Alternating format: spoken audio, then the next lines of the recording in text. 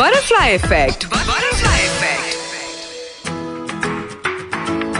Welcome back to butterfly effect. এবং butterfly এফেক্টে টিউসডেতে যখন 6টা বেজে যায়, স্পেসিফিক্যালি টিউসডেতে, তোমরা জানো কি শুরু হয়ে যায় কমিক বাজ। এবং কমিক বাজি করতে আজকেও আমাদের সাথে জয়েন করেছে তাসিন ভাই। তাসিন ভাই, কি অবস্থা? খুব ভালো আহনা। হ্যালো এভরিওয়ান, আশা করি সবাই ভালো আছেন। আমরা আজকে ফেব্রুয়ারি মাসের কিন্তু প্রথম কমিক বাজটা এটা হতে যাচ্ছে, রাইট? এবং ফেব্রুয়ারি মাস আমরা জানি বইমেলার মাস। অতএব বইমেলার মাসে কমিক বাজে, কমিক আমাদের বইমেলায় যা বের হচ্ছে সেটা নিয়েই তো আমরা এপিসোড করব। এক্স্যাক্টলি। এবং আজকে কিন্তু আমাদের সাথে শুধুমাত্র একজন গেস্ট না, অনেকজন গেস্ট আছে। ইনফ্যাক্ট 3 জন আছে আমাদের সাথে আজকে। তো কে কে আছে আমরা আমাদের সাথে? আজ আছেন উন্মাদ এবং ঢাকা কমিক্স থেকে মেহেদি হক, এবং মাইটি পাঞ্চ স্টুডিওস থেকে মোশাররফ হোসেন, এবং ঢাকা কমিক্স থেকে Asifur Rahman. Hello everyone. Hello, welcome to colours FM once again. Once again দুজনের জন্য। এবং আজকে একজন আমাদেরকে নতুন করে জয়েন করেছে, একদম ফ্রেশ। That's right. আমরা ফ্রেশ জনের কাছেই আগে যাই, র্যাগিং হবে না কোনো। কেমন আছেন? হ্যাঁ, ভালো। আমরা মাইটি পাঞ্চ স্টুডিওস থেকে আপনার কমিকের আর্টওয়ার্ক আমরা দেখেছি, আমরা জানি, এবং আজকে আমরা জানছি মাইটি পাঞ্চ স্টুডিওস এবার বইমেলায়ও কমিক নিয়ে আসছে। হ্যাঁ, ইগনাইট পাবলিকেশনস থেকে আমরা সাবাসের বাংলা ভলিউম বের করছি। আচ্ছা, তো আমাদের সাবাসের 2টা ভলিউম বের হবে। জি, ইনফ্যাক্ট নেক্সট উইকে আমরা সাবাস ভলিউম 1 এবং হোপফুলি ওই উইকেই হচ্ছে ভলিউম 2 বের হতে পারে। আচ্ছা। আর আরেকটা ভলিউম এখনো শিওর না, এটা আমরা হোপফুলি আমাদের ফেসবুক পেজে আপডেট দিব। সো সবাইকে অনুরোধ করব আমাদের সাথে, মানে আমাদের ফেসবুকের সাথে এবং মাইটি পাঞ্চের আরো ইউটিউব চ্যানেল আছে, এগুলোর সাথে একটু কানেক্টেড থাকার জন্য। সো সবাই যাতে ওখানে আপডেটগুলো পায় আর কি। নিশ্চয়ই। আমরা জানি মাইটি পাঞ্চ স্টুডিওস আগে ইংলিশে কমিকগুলো বের করতো, এবারই প্রথম বাংলায় করতে যাচ্ছে, রাইট? হ্যাঁ, আমরা আসলে গত বছর থেকেই ট্রাই করছি বাংলা করার জন্য, বাট গত বছর হয়নি আসলে ট্রান্সলেট করাটা। মানে মেইনলি যেটা হয় যে সাবাস তো ইংরেজিতে লেখা হয়েছে, বাট এটাকে যখন বাংলাতে ট্রান্সলেট করা হয়েছে আমরা অনেক মানে প্রবলেমের সম্মুখীন হয়েছি। যে ফার্স্ট টাইম দেখা গেছে যে ট্রান্সলেটর অনুবাদ করছে সে হচ্ছে যে মানে আক্ষরিক অনুবাদ হয়ে গেছে, বাট ওই যে ফান্ডটা, সাবাসের যে ফান্ডটা, ওই ফান্ডটা আসেনি। তো এটা নিয়ে আমরা অনেক রিসার্চ করে 2-3জন এডিটর চেঞ্জ করে, ট্রান্সলেটর চেঞ্জ করে দেন আমরা এখন একটা ফাইনাল পর্যায়ে এসেছি। এবং মানে আমি খুব আশাবাদী এবং আশা করি যে সবাই পড়ে খুব মজা পাবে। নিশ্চয়ই। আমরা নিজেরাও আশা করি বাংলা কমিককে, আমরা প্রথমে যদিও ইংলিশ কমিক ছিল, এখন তো বাংলাই আসছে, বাংলাদেশের কমিক। মাইটি পাঞ্চের সামি ভাইয়ের যেটা প্ল্যান ছিল যে ইংরেজিতে করার, যেটা উদ্দেশ্য ছিল যে ইন্টারন্যাশনাল মার্কেটে একটা করার, এবং এটা রিসেন্টলি মিস সাবাস নিয়ে যেটা ফেসবুক টুইটারে অনেক হয়েছে, রাইট? অনেকে অনেক লেখালেখি করছেন দেখলাম। রাইট। আপনি নিজেও অনেক কিছু করেছেন বাইরে, সো আমরা এটা সবাই জানি। তো হ্যাঁ, আমরা আশাবাদী সাবাস এবং মাইটি পাঞ্চের অন্যান্য কমিক্স নিয়ে। নিশ্চয়ই, আমরাও আশা করব অনেক নতুন কমিক নিয়ে আসবেন। এবং আমরা এখন কিন্তু ঢাকা কমিক্স এবং উন্মাদের ব্যাপারে জানতে আসবো স্ট্রেট মেহেদি হকের কাছে। মেহেদি ভাই, বলেন ব্যাপার কি, এবার কি নিয়ে আসছেন? হ্যাঁ, শুভ সন্ধ্যা সবাইকে প্রথমেই। আর আমি একটু আগে মাইটি পাঞ্চের প্রসঙ্গে বলি, মানে সামির ভাইয়ের সাথে আমিও কিন্তু মাস 3 কাজ করেছি প্রথম দিকে, এবং প্রথম সাবাসের বইটাতে আঁকি করার একটা সৌভাগ্য আমারও হয়েছে, ক্যারেক্টার ডিজাইন ইত্যাদি। তো আমি এটা নিয়ে খুবই আশাবাদী। মাইটি পাঞ্চের কাজ আমার খুবই পছন্দের, কারণ আমার সাথে আজকে আসিফ আছে, কমিক্স আর্টিস্ট। ও কিন্তু আমরা সবাই, যেটা আমার কাছে ভালো লাগে যে একটা ইন্ডাস্ট্রি শুরু হচ্ছে, তো সেখানে কিন্তু সবাই একটা টিম হিসেবেই কাজ করছে। ব্যাপারটা এখনো এমন যে সবাই সবার সাথে আসলে একসাথে কাজ করছে, যে একটা স্টুডিও একটা স্টুডিওর সাথে, মানে কেউ কারো রাইভাল না। এটা আমি খুব এনজয় করি। হ্যাঁ, তো ঈশার কাজ খুবই ভালো লাগে আমার কাছে, মাইটি পাঞ্চের। এটা বাংলা ভার্সন হলো, এটা আমি খুবই খুশি। এটা অনেক আগেই কথা হয়েছিল আমার সামি ভাইয়ের সাথে, যেটা হবে এটা খুব ভালো। আর উন্মাদের যেটা বলি, ওই যে উন্মাদের তো যাবতীয় কার্টুনের বলা যায় যে শুরু, বা ইনফর্মাল ইনস্টিটিউশন যদি বলেন, তো সেটা তো এইবার উন্মাদের স্টল থাকছে। এবং একটা নিউজ, এটা এখনো পর্যন্ত শেয়ার করা হয়নি, সেটা হচ্ছে উন্মাদ থেকে এই প্রথম উন্মাদ কমিক্স আসছে একটা, এবং সেটা ঢাকা কমিক্সের টিমই কাজ করছে। ইনফ্যাক্ট আসিফ আঁকছে এটা, আর আমরা লাইব্রেরিয়ান, এটা আগে কোথাও বলা হয়নি, আমাদের সবাই আছে। এটা যে আসান হাবিব, ওনার স্ক্রিপ্ট, আমরা কাজ করছি, দেখা যাক কি হয়। এটা বেশ বড়, 75 পেজের একটা ব্ল্যাক এন্ড হোয়াইট টিপিবি আকারেই হবে, দেখা যাক। এটা একটা ভালো নিউজ। এটা কি রঙিন হবে নাকি ব্ল্যাক এন্ড হোয়াইট? না, সাদা কালো। আচ্ছা, উন্মাদ যেরকম হয়, হ্যাঁ, সেটাই। কাগজটা ভালো হবে, আর কমিক্সে যা থাকে তাই মাঙ্গা ফরম্যাটে। আচ্ছা আচ্ছা। আর ঢাকা কমিক্সের যেটা এবারে আমরা খুবই কি বলে যে উচ্ছ্বসিত যেটা নিয়ে সেটা হচ্ছে কাজী আনোয়ার হোসেনের পঞ্চরোমাঞ্চ নামে একটা বই ছিল, এটা 70-এর দশকে বের হয়েছিল, আমি নির্দিষ্ট সালটা মনে নাই। আমার মনে আছে 80-এর দশকে আমরা খুঁজে পেতাম না। হ্যাঁ, ওইটা একদম আউট অফ স্টক হয়ে গেছিল। এতই এটা মূলত কিছু অ্যাডাপ্টেশন নভেল, বাইরের কিছু, কিন্তু এতই দুর্দান্ত, মানে কি বলে এটাকে অ্যাডাপ্টেশন, একদম বাংলা গল্প। তো ওইটা আমাদের এই প্রকাশনী মানে ঢাকা কমিক্স থেকে এই পর্যন্ত যা বের হয়েছে তার সবচেয়ে এক্সক্লুসিভ প্রোডাকশন আমরা দিতে যাচ্ছি। এটা হচ্ছে 180 পৃষ্ঠার একটা কমিক বুক কম্পাইলেশন, প্রতিটা আসলে বেসিক্যালি 5টা গ্রাফিক নভেল, সেটা মিলে একটা 180 পৃষ্ঠা। হ্যাঁ, সেটা হচ্ছে ড্রয়িং। তো আমরা দেখা যাক কি হয়, এটা অলরেডি প্রেসে চলে গেছে, বেশ বড় সরো। যদি আমি 180 পৃষ্ঠার হিসাবটা নেই, এত বড় এত মোটা পেজ কাউন্ট অনুযায়ী এত বড় কমিক কি বাংলাদেশে আগে বেরিয়েছে? আমার জানা মতে না থাকতেও পারে। হ্যাঁ, ডাইজেস্ট গুলি ছিল, মানে টিপিবি আকারে এর গ্রাফিক নভেল আকারে আমার জানা মতে নেই, থাকতেও পারে, তবে আমি যতদূর জানি এরকম নেই। তো সেদিক থেকে এটা খুব দারুণ ব্যাপার। তো এটাতে এটাকে আমাদের বলা যায় যে মেলার আকর্ষণ। এটা হচ্ছে আমাদের স্টল 514, ওইখানে আগামী শুক্রবার বা শনিবার আসলে নিশ্চিতভাবে আশা করি পাবে সবাই 11 তারিখ থেকে। হ্যাঁ, বাকি সময়টাও এটা থাকবে। অলরেডি রকমারিতে বা অন্য জায়গাটা যাচ্ছে অনলাইনে, জানি আমি অনেক প্রমোশন দেখছি। এবং আমাদের আগে কিছুদিন আগে আরেকজন আর্টিস্ট তৌহিদুল ইকবাল সম্পদ, উনিও এসেছিলেন। উনিও তো ওখানে আমরা আসলে 5 জন কাজ করেছি এখানে, আরাফাত করিম, তৌহিদুল ইকবাল সম্পদ, আসিফুর রহমান, আমি এবং সাদি ইমদাদ রুশো। আচ্ছা, এবং সবাই খুব অসাধারণ কাজ করেছে। আমি বলবো যে বাংলা কমিক্সের এটা আরেকটা কারণে বিশেষ, সেটা হচ্ছে যে এটা একদম বাচ্চাদের না কোনো মতেই, মানে এটা হচ্ছে উপরে লেখাই আছে rated M for mature audience. এটাও বোধহয় এটাই প্রথম হতে পারে, আমি এটাও নিশ্চিত না, কারণ আমার দেখা হচ্ছে ওই ওপার বাংলায় ম্যাচিউর রেটেড কিছু কমিক্স ছিল, তো এইখানে বাংলাদেশে হয়তো প্রথম না হলেও কিছু সমস্যা নেই, প্রথমত তা না। আমি আচ্ছা, এখানে আসিফকে আমি বলবো যে ও এই দুইটা মিলিয়ে ওর একটা অভিজ্ঞতা আছে, কারণ বইমেলাতে তার বেশ কিছু পাবলিকেশন এসে একসাথে কাজ করছে, তো তার অভিজ্ঞতা সে যদি শেয়ার করে এটা খুব ভালো হবে। Yes Asif, there you go. আমরা এখন জানতে চাই পঞ্চরোমাঞ্চ এবং আর কি কি হচ্ছে। And welcome back once again. Welcome.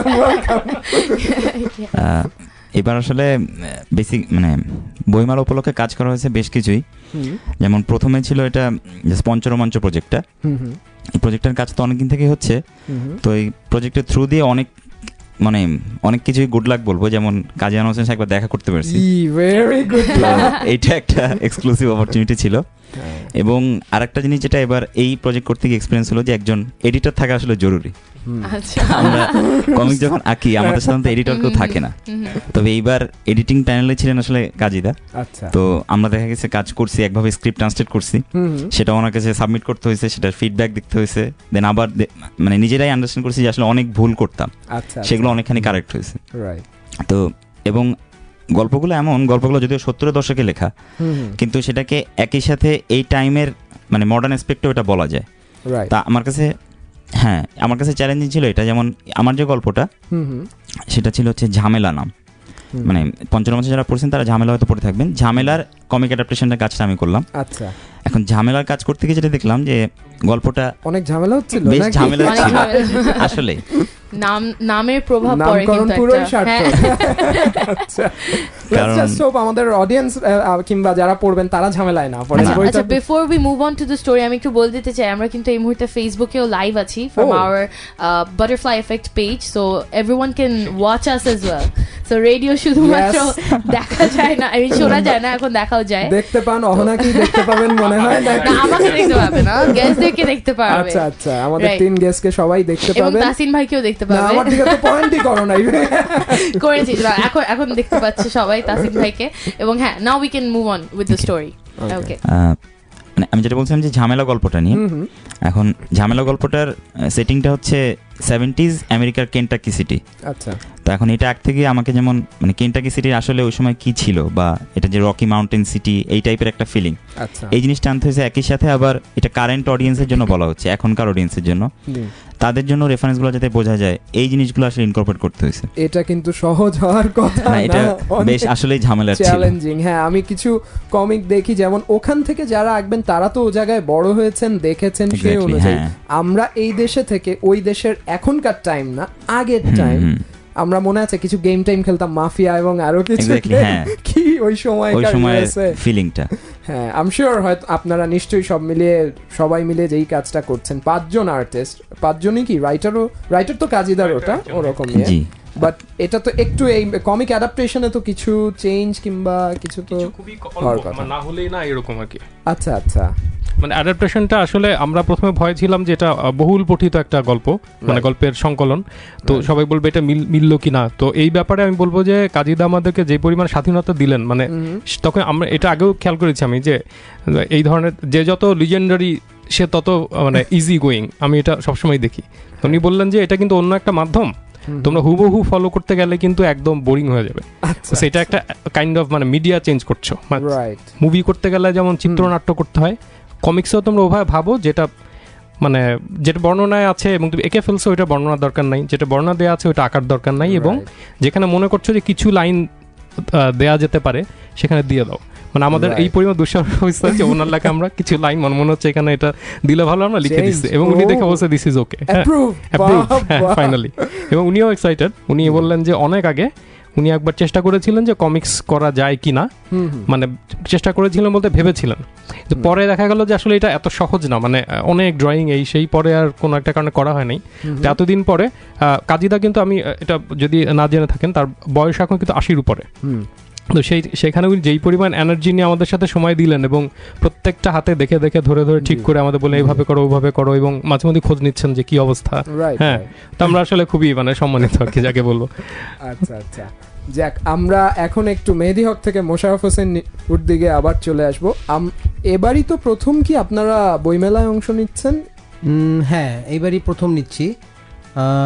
এমনিতে আমাদের প্ল্যান ছিল, গত বছর থেকেই প্ল্যান ছিল, বাট ভালো কোনো পাবলিকেশনসের সাথে আমরা মানে ইনকর্পোরেট করতে পারিনি। রাইট, এখন তো মাইটি পাঞ্চের নামে ওল্ড পাবলিকেশনে বের হচ্ছে, এটা হচ্ছে অন্য আরেকটা পাবলিকেশনস, ইগনাইট পাবলিকেশনস, ওখান থেকে বের হচ্ছে। জি, আমি জানতে চাই যে এখন যে চেঞ্জটা, প্রথম বইমেলায় যাচ্ছেন এবং আগে ইংলিশে ছিল এখন বাংলা, এটাই কি এবং রেসপন্স ওটা বইমেলায় কি রকম দেখছেন? এখনো তো বইমেলা মানে আসে নাই, আমরা কোন ডেটে এক্সপেক্ট করছি এটা নেক্সট উইক আশা করি, মানে আমরা আশা করতেছি নেক্সট ফ্রাইডে স্যাটারডের মধ্যে চলে আসবে।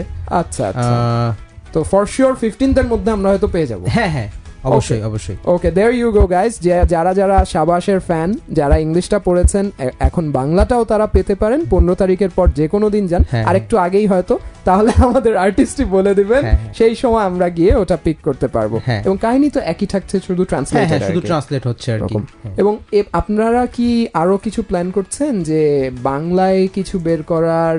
কারণ আমি এটা বলছি, লাঠিয়ালের গল্পটা কিন্তু বাংলার অনেক গল্প চলে এসেছে, লোককথা এবং লোর যা ছিল ওই সব মিথ গুলো এসেছে। আমরা মানে শাবাশের তো 2টা ভলিউম বের করছি, ইনফ্যাক্ট আরেকটা নতুন ভলিউম করার ইচ্ছা আছে, যেটাতে হচ্ছে মাইটি পাঞ্চের 3টা ফিমেল ক্যারেক্টার আছে, মানে একদম আইকনিক সুপার হিরো বা আইকনিক আর জুই। সো এই 3টার ক্যারেক্টারকে নিয়ে, এই 3টার কমিক্স নিয়ে আমরা আরেকটা সিঙ্গেল ভলিউম বের করছি, মানে যেটা গার্ল ভলিউম বা একটা মানে সবগুলোই নারী ক্যারেক্টার, এরকম একটা ভলিউম বের আশা করছি। মানে এটার বঙ্গানুবাদ হয়ে গেছে, এখন ফাইনাল এডিটিং, তারপর হচ্ছে আপনার ওই যে সাউন্ড ইফেক্টের যে কাজগুলো থাকে, এগুলা হয় যে ইংরেজিতে খুব সহজে করা যায়, বাট এটা যখন বাংলাতে করা হয় তখন আমাদেরকে একটু ঝামেলা পোহাইতে হয়। এটা মানে হ্যাঁ, এটা মেহেদি বলতে পারবে। আমি মানে বলবো যে আমি দেখছি যে শাবাশের ফার্স্ট যে ইস্যুটা ছিল, অনেকগুলো সাউন্ড ইফেক্ট মেহেদি নিজে করে দিয়ে আসছিল, আর শেষের দিকের কিছু শামিম করেছিল। তো আমি মানে সামির ভাই আমাকে বলতেছিল যে আমাদের তো বাংলায় করতে হবে, তো সাউন্ড ইফেক্টটা তো আসলে আমি ইংরেজিতে করলে যেটা ফন্ট ইউজ করে করা যায়, বাংলায় আসলে ওইরকম ভালো ফন্ট বা ওইরকম ডিজাইনিক ফন্ট, শুধু সাউন্ড দিলেই তো হবে না, এফেক্টটা ওরকম, মানুষের ইমপ্যাক্টটা মনে ওরকম হতে হবে। তো তখন এগুলো যেটা হয় যে এটা ইউজুয়ালি হাতে ড্র করে, ফটোশপে বা ম্যাঙ্গাতে ড্র করে, তখন ওইটা আবার ওই অনুযায়ী বসাইতে হয়, অনেক কষ্টের কাজ। এখন এখানে প্রবলেম যেটা হচ্ছে, যেহেতু শাবাশের ইংরেজি ইস্যু আছে, সো আপনি সাপোজ আপনার কাছে দুইটা ইস্যুই আছে, ইংরেজিটাও আছে বাংলাটাও আছে, সো আপনি কিন্তু তখন দুইটাকে কম্পেয়ার করতে পারছেন যে এখানে যে ইংরেজি সাউন্ড ইফেক্টটা ছিল সেটা বাংলায় কি রকম আসছে, ওইটাই কি এক্সাক্ট আসছে বা একদম ওই জায়গাটাতেই আসছে। সো মানে ওই যে ফিলিংসটা ইংরেজিতে ছিল ওইটাকে বাংলায় নিয়ে আসাটাই মানে চ্যালেঞ্জের একটা ব্যাপার ছিল। আমরা আশা করি এটা আমরা মানে যতটুকু সম্ভব আমাদের পক্ষে হয়েছে আমরা করার চেষ্টা করেছি, এখন বাকিটা পাঠকরা বলতে পারবে। আমি অবশ্যই আশা করি যে এটা অনেক মানে সবার কাছেই ভালো লাগবে। আর লাঠিয়াল নিয়ে যেটা বলবো যে হ্যাঁ, লাঠিয়াল বাংলাদেশে ফ্যান্টাসি রিয়েলিজম নিয়ে একটা মানে জগৎ তৈরি করার চেষ্টা করেছি আমরা। হ্যাঁ, আমি চেষ্টা করেছি। ইনফ্যাক্ট আসিফও আমাদের সাথে কাজ করেছে। ওখানে মানে 3টা ইন্ডিভিজুয়াল স্টোরি ছিল। তো আসিফের একটা স্টোরি ছিল, আমার একটা স্টোরি ছিল। স্নেকম্যান কি আসিফের? হ্যাঁ, স্নেকম্যান আসিফের। ইনফ্যাক্ট আসিফের সাথে আমি রিসেন্ট একটা কাজ করতেছি, আমাদের সাবাসের যে ভলিউম বেরোচ্ছে ওটার কাভারের দুইটা ভলিউমেরই ইঙ্কিং কিন্তু আসিফ করেছে, আমি হচ্ছে কালারটা করেছি। আচ্ছা, সো হ্যাঁ মানে it is a nice experience. যাক, আমরা নিশ্চয়ই আশা করব এগুলা আরো বই নিয়ে আসবেন। এখন আমরা একটু আসিফের কাছে আবার চলে যাব। আসিফ, আরো কি কি প্রজেক্টস আসছে? তুমি বলছিলে যে আরো কিছু কাজ করছো। আমরা পঞ্চরোমাঞ্চক চোটে এতই রোমাঞ্চিত মনে হয় সবাই ওটা নিয়েই কথা বলছিলাম, বাট একটু জানতে চাই আর কি কি কাজ আসছে।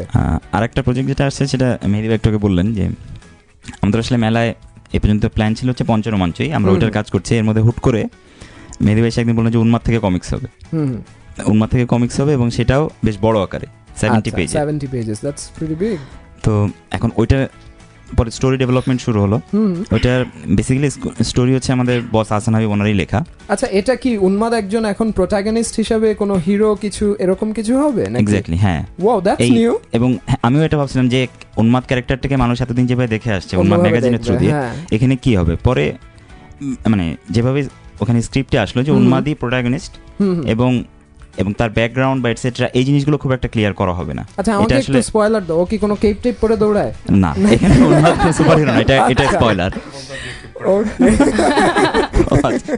তবে না, এখন স্টোরি স্পয়লার না দিই, তবে উন্মাদ যে ক্যারেক্টার যে ফিল্ডটা ছিল তার এতদিনের লেগেসি ম্যাগাজিন থ্রু দিয়ে, সেই ফিল্ডটাই আমরা রাখতে চেষ্টা করতেছি।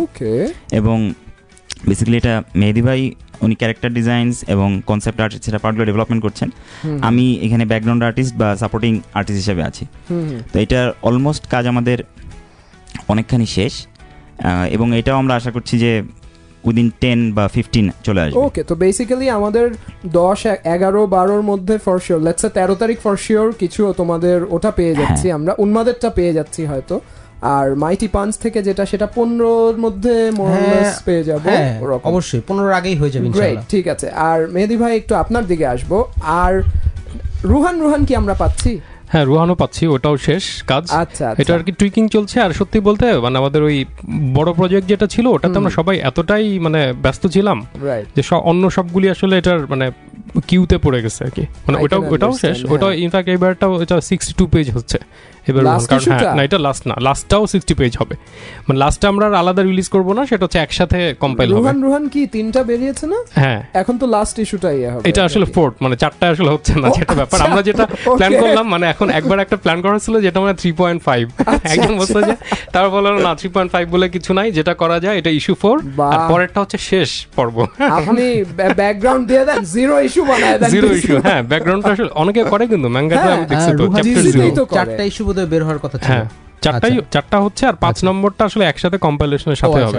এটা এক ধরনের মানে এটা বিজনেস অ্যাসপেক্টও আছে আসলে, যে লাস্টটা সহ। এবং অনেকেই যেটা বলে যে আমি এই চারটা যে কিনলাম আমি একসাথে পুরোটাও কিনতে চাই, এজন্য অনেকেই বলে রাখছে। আমি তো সবার আগে হাত তুলবো, আমার মোটটা আগে না, এটা ভালো হবে আশা করি। মানে আর এটা বেরোচ্ছে, এটা এবারই মানে এই মেলাতেই আসবে, সেটা হচ্ছে রুহান 4। এরপরেরটা মানে আগামী মেলার আগেই আমরা শেষ করার চেষ্টা করছি, যাতে এই তারপরেই শেষ আর কি রুহান। রুহান তো ওভাবে গল্প মোহাম্মদ জাফর, এটা বিরাট, এটা বিরাট হয়ে যাচ্ছে, মানে সব মিলে বোধহয় মানে 250 পেজ চলে যাবে আর কি, সব যখন কম্পাইল করব। আচ্ছা আচ্ছা, তাহলে তো এটা বেশ বড় টিপিবি হতে যাচ্ছে। এটা আসলে অনেক বড় একটা বই, মানে এটা ডিফিকাল্ট, বইটাও বড় ছিল, আর সেইখান থেকে মানে করতে করতে আসলে অনেক দূর। যে এত পৃষ্ঠায় নিচ্ছেন, তাহলে মনে হচ্ছে যে আমি লাস্ট ইস্যু যেহেতু বের হবে, এখন পুরোটা পড়া হয়নি, কিন্তু বইটা আগে পড়েছিলাম বেশ আগে, বাট যতদূর বুঝছি তাহলে অনেক কিছুই আপনারা হয়তো রেখেছেন, কারণ কাটার চেয়ে 250 পৃষ্ঠায় যদি চলে যায় না। এটা আমার, যেমন আমার ব্যক্তিগতভাবে এটা আমার একটা আসলে প্রিপারেশন বলতে পারেন, কারণ আমি গ্রাফিক নভেল করব, তো সেই জন্য আমি দেখতে চাচ্ছিলাম যে আসলে কি হয় ব্যাপারটা। মানে বড় প্রজেক্ট করা কিন্তু জটিল, মানে তাই এটা আমার একটা মানে বলা যায় যে অভিজ্ঞতার জন্য, যে আদৌ যেমন আমি অনেক কিছু শিখেছি, এটা আমার আসলে শেখার একটা পার্ট। এর আগে আমার মূল ব্যাপারটা ছিল পলিটিক্যাল কার্টুন বা উন্মাদের ফিচার কার্টুন, কিন্তু 200 পেজের একটা গ্রাফিক নভেল, ওইটা আমি আদৌ পারি কিনা, আমি সময় নিয়ে ধীরে সুস্থে অ্যাডাপ্ট করে, মূলত এটা আমার একটা লার্নিং ছিল পুরোটা। তো এটার শেষে আমি এটা একটা ভূমিকায় লিখতে চাচ্ছি যে হোয়াট ইজ গ্রাফিক নভেল এবং কেন, মানে কোনটা কেন হয়, মানে যতটুকু আমি জানি, যা বুঝলাম, ওইটা আমি শেয়ার করবো। এটা আসলে ওই ধরনের একটা প্রজেক্ট। অনেকে বলছে যে এত সময় কেন লাগছে, সত্যি বলতে এটা আমার লার্নিং, সেটা একটা বাই প্রোডাক্ট, মানে এটা আমার একটা টেস্টিং চলছে, এরপরে আমি অনেক দ্রুত করবো আশা করি, দেখা যাক। যাক, আমরা জানি ঢাকা কমিক্স এবং মাইটি পাঞ্চ থেকে অনেক বই আসছে, আমরা হোপফুলি সব সেগুলোও পাবো। আজ আমি আরেকজন রিপ্রেজেন্টেটিভের হয়ে আমি বলে দিচ্ছি, এছাড়া পাঞ্জেরি থেকে কিছু বই বেরোচ্ছে, যারা আমাদের অডিয়েন্স, যারা বেসিক্যালি কিংবা বাবু পড়েন, সে দুটো কম্পাইল নেক্সট ভলিউম, ওরা 1, 2, 3 করে অনেক টিপিবি মনে হয় 8টা মতো বের হয়েছিল বাবুর, ওটা বাবু 9টা বের হয়েছে, এরকম 10 বের হবে মনে হয়, আর বেসিক্যালিও পরে একটা বের হচ্ছে আর কি। আরেকটা বের হচ্ছে যে তৌহিদুল ইকবাল সম্পদ, হ্যাঁ, তার হচ্ছে মারুফ 3 সরি 3 আমি 2 বলছি, দলছুট, হ্যাঁ রাইট, হ্যাঁ। উনি কিন্তু অসম্ভব স্পিডি, মানে উনি এক হাতে, যেমন ঢাকা কমিক্স থেকে দুর্জয় সিরিজ আর উনি 5টা করলেন এই বছর, এবং এই বছরই আবার মারুফের আরেকটা, মানে আমার দেখা কি সবচেয়ে দক্ষ এবং মানে কি বলে প্রফেশনাল কমিক বুক আর্টিস্ট আর কি, মানে খুবই প্রলিফিক, যাকে বলে এত করে যাচ্ছে, এত ডেডলাইন মিস করেন না, টাইমলি দেন, এবং ইজ গুড, মানে স্টোরি টেলিং খুব মানে ইউনিক, হ্যাঁ রাইট। উনার সাথে আমরা, আমাদের সৌভাগ্য হয়েছিল 3-4 সপ্তাহ আগে উনি আমাদের এখানে গেস্ট হয়ে এসেছিলেন, সেই ব্যাপারেও আমরা বলেছিলাম। তো তাহলে কিন্তু এই বইগুলো এবং পাঞ্জেরির সাথে আমার গতকাল যেই কথা হলো, বলছেন যে ওনারা কিছু ইমদাদুল হক মিলনের কিছু কমিক অ্যাডাপ্টেশন হবে, গল্প, ছোট গল্প, কি ছোটদের আমার জানা মতে প্রায় 12টার মতো। এটা হচ্ছে এটা একটা ভালো যে একটা ইন্ডাস্ট্রি আস্তে আস্তে তৈরি হচ্ছে, কারণ হ্যাঁ মানে কমিক বুক আর্টিস্ট এখন একটা ডিমান্ড তৈরি হচ্ছে মার্কেটে, যে আগে কমিক করবে এরকম কিন্তু অনেকেই ভাবতো না, মানে আমি বাংলা বাজার বা অন্যান্য যে মানে মূলধারার প্রকাশনী বলতেছি, তারা আগে এটা একটু ভয় পেত। এখন কিন্তু আমি বলবো, আমি ঢাকা কমিক্স ও মাইটি পাঞ্চের একটা ভূমিকা অবশ্যই আছে এখানে, যে পিছনে যেমন বাংলাতে মাইটি পাঞ্চেটা হয়তো বাংলা বাজারে তার অতটা নাও দেখে থাকতে পারেন, কিন্তু তারপরও সব মিলে কিন্তু একটা ইম্প্যাক্ট পড়ে, এবং এটা ইয়ং অনেক আর্টিস্ট এখন তৈরি হচ্ছে, আমরা এটা নিয়ে খুব খুশি, কারণ আঁকতে গেলে আর্টিস্ট পাওয়া যায় না, ইয়ে করা যায় না, এখন এটা থেকে একটু সংকট কমবে আর কি। এখন আমি আপনাদের 3 জনের দিকেই পালা করে উত্তরটা নেব। এই যে বাংলাদেশের কমিক ক্রেজটা এসছে এবং হয়তো 3-4 বছর ধরেই যে ইন্ডাস্ট্রিটা শুরু হচ্ছে, এটার ব্যাপারে আপনারা, আমি শুরু করব মোশাররফ হোসেন নিপু দিয়ে, আপনি কি মনে করছেন এটা 3-4 বছর পর আরেকটু গ্রো করে আরো কি রকম কি যাবে? আমার কাছে যেটা মনে হয়েছে যে মানে লাস্ট 3-4 বছর আমি কমিকনগুলোতে বাইরের ক্যারেক্টারদের প্রতি আমাদের এখানকার অনেকের যে প্রীতি সেটা দেখেছি, বাট আমাদের এখানকার ক্যারেক্টারগুলোকে আমরা এখনো ওই পরিমাণ আইকনিক বা অতটা জনপ্রিয় করে তুলতে পারিনি। এইটার যদি আমরা বলি, এটার দায়িত্ব কিন্তু আমাদের উপরেই বর্তাবে। হ্যাঁ, সো আমাদের আমরা চেষ্টা করতেছি, সাপোজ মাইটি পাঞ্চে আমরা যেটা ট্রাই করি, মানে মডার্ন রেট্রো স্টাইলটাকে অ্যাডাপ্ট করার, এবং আমরা সেটা অনেক দূর এগিয়ে যাচ্ছি। সো এখন এখানে একটু মানে বলি, সাবাসের আমরা লেটেস্ট একটা ইস্যুর কাজ শুরু করছি, যেটা হচ্ছে একদম চিবি না, মানে জাপানি যে চিবি স্টাইলটা আছে। সো আমরা তো এই লাস্ট 8টা ইস্যু 9টা ইস্যু মাইটি পাঞ্চ থেকে যে বেরোছে সবই আমরা মডার্ন রেট্রো স্টাইলে করেছি। সো আমি কিছুদিন আগে একটা ফ্যান আর্ট করেছিলাম কিং অফ ফাইটার্সের, ওটা চিবি স্টাইলে করা ছিল। আচ্ছা, মানে একদম চিবি না, একটু ডিফারেন্ট ছিল। সো ওইটা দেখে সামির ভাই আমাকে বললো যে আমরা কিন্তু এই স্টাইলে একটা কমিক্স করতে পারি। হ্যাঁ, তো আমি সেটা নিয়ে ক্যারেক্টার ডিজাইন করা, তারপর ক্যারেক্টার স্টাডি করা, এগুলো। সো এখন মডার্ন মানে নট অনলি চিবি, এরকম আরও অনেক কিছু, অনেক নতুন নতুন স্টাইল আমরা কিছু আর্টওয়ার্কের স্টাইলে পার্থক্য আপনাদের দুটো ওই যে জুইতেই কিন্তু অন্য ধরনের আবার যেমন লাঠিয়ালেও কিন্তু একটা ভিন্ন আর্ট স্টাইল আমরা ট্রাই করেছি, ওইটা আবার একদম মডার্ন রেট্রো স্টাইল না, হ্যাঁ মডার্ন স্টাইলের সাথে কিছুটা ক্লাসিক্যাল মিক্স এরকম একটা ব্যাপার। আর ওইখানে যেটা হয়েছে যে অনেক ক্যারেক্টার আছে, তো অনেক ফ্যান্টাসি ক্যারেক্টার আছে, সো সো মানে এই যে ব্যাপারটা, এই ক্যারেক্টারগুলো যে আমরা ক্রিয়েট করছি, যেমন ঢাকা কমিক্সের অনেক ক্যারেক্টার আছে, মাইটি পাঞ্চের অনেক ক্যারেক্টার আছে, এগুলোকে দর্শক বা পাঠকদের কাছে জনপ্রিয় করে তোলার দায়িত্ব আমাদেরই।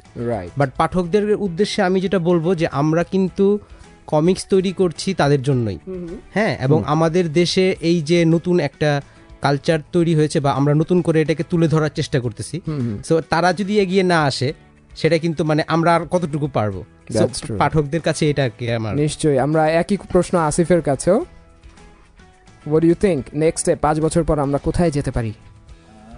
আমার কাছে তো মনে হয় যে আমাদের অনেক প্রসপেক্ট আছে, এবং আমার সবচেয়ে মজা লাগে যেটা যেমন ছোটবেলায় আমি যখন কমিক স্ট্রিপ পড়তাম, তো আমার ইচ্ছা ছিল এরকম একটা ক্যারেক্টার নিজের বানানোর।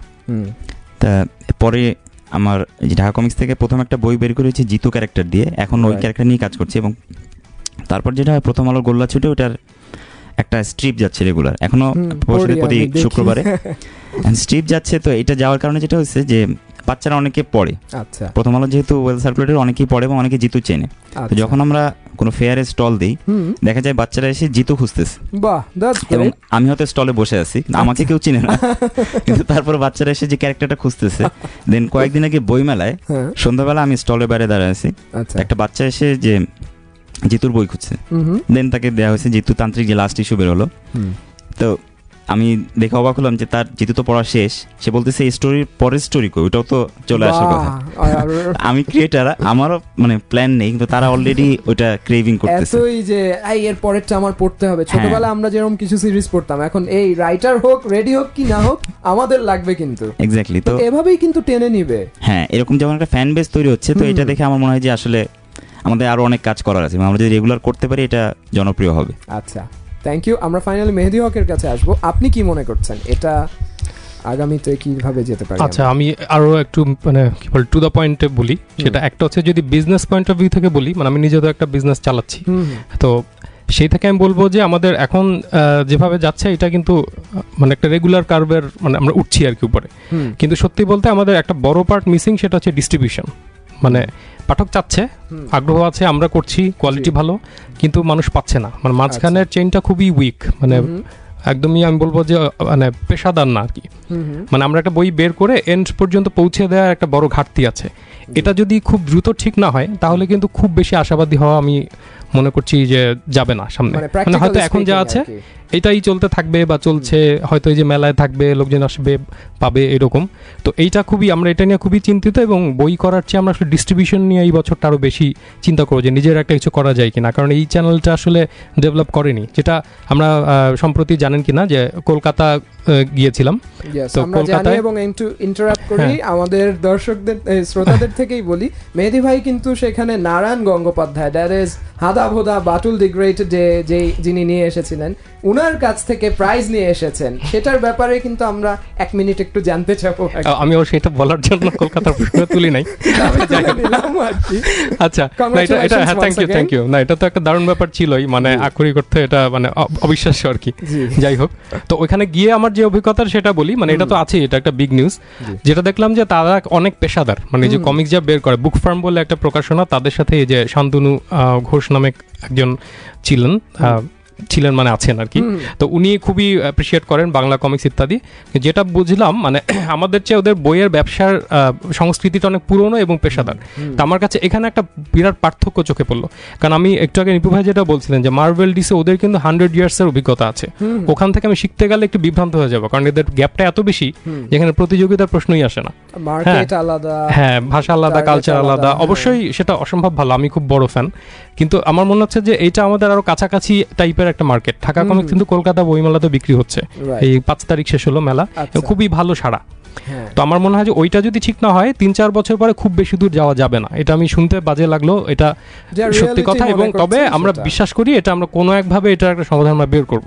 তো ডিস্ট্রিবিউশনটা ঠিক করলে মনে হয় অনেক কিছু ঠিক হয়ে যাবে, কারণ বাংলাদেশের ফ্যান বেজ হচ্ছে কিন্তু সেটাই, মানে আমাকে প্রচুর যে আজকে ওই যে কি বলে চট্টগ্রাম থেকে একজন, সিরাজগঞ্জ বা বিভিন্ন জায়গা থেকে বলে যে ভাই এখানে পাই না।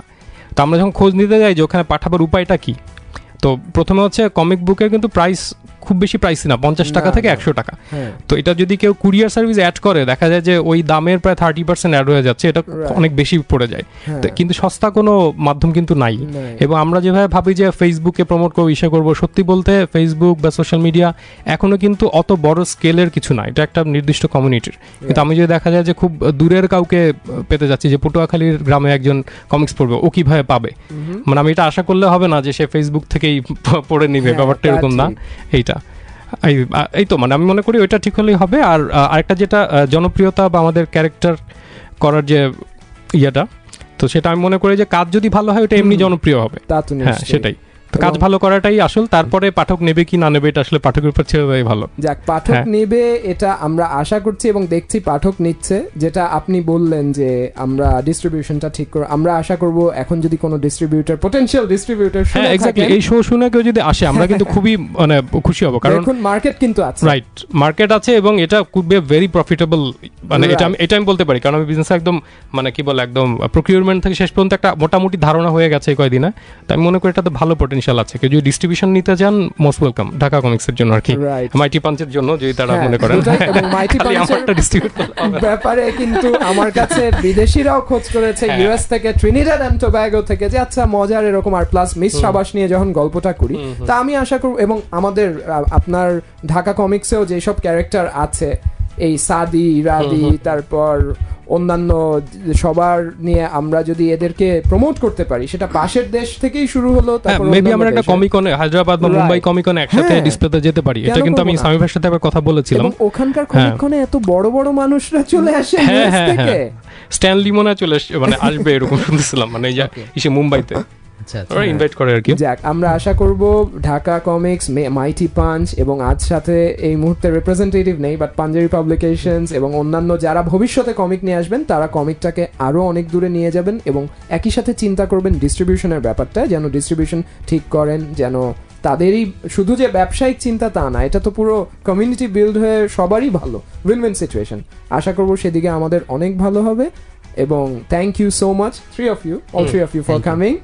আশা করি অনেক ধন্যবাদ, থ্যাংক ইউ। আশা করি ভবিষ্যতে আরো দেখা হবে এবং ততদিনে আরো 50-60টা কমিক নিয়ে আপনারা চলে আসবেন, আরো বের করেছি আমরা, অবশ্যই looking forward to that. Thank you. আজ এ পর্যন্তই, নেক্সট উইকে আমরা আবার চলে আসবো। So stay tuned and keep listening to Colors FM 101.6.